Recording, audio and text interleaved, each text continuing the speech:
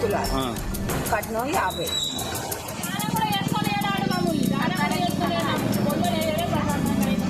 திருமணமான 3 ஆண்டுகளில் பெண் இறந்த நிலையில் சடலத்தை கணவர் வீட்டின் முன்பு வைத்து கொடுத்த 50 லட்சம் பணம் 35 சவரன் நகை வரதட்சணையை திருப்பி கொடுக்க கோரி உறவினர்கள் நடத்திய போராட்டத்தால் பரபரப்பு ஏற்பட்டது. 2 நாட்கள் நடந்த போராட்டம் முடிவுக்கு வந்தது எப்படி?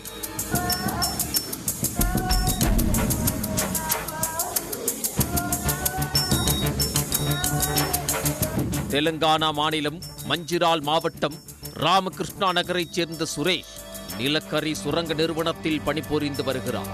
2021ஆம் ஆண்டு அதே ஊரைச் சேர்ந்த 29 வயது லாவண்யா என்பவரை திருமணம் செய்து கொண்டார். திருமணத்திற்கு பிறகு இருவருக்கும் இடையே ஏற்பட்ட மனக்கசப்பால் லாவண்யா பெற்றோர் வீட்டிற்கு சென்று விட்டார்.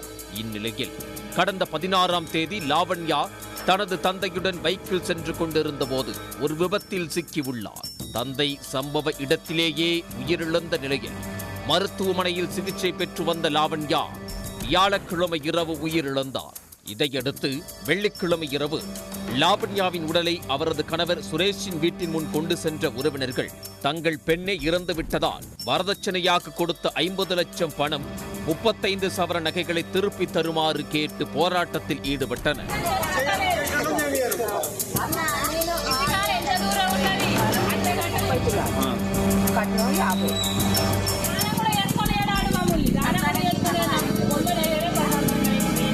வரதட்சணையை திருப்பி தந்தால் மட்டுமே இறுதிச் சடங்குகளை செய்வதாக கூறி 2 நாட்களாக லாவண்யாவின் குடும்பத்தினர் அவரது உடலை ஆம்புலன்ஸிலேயே வைத்திருந்தனர்.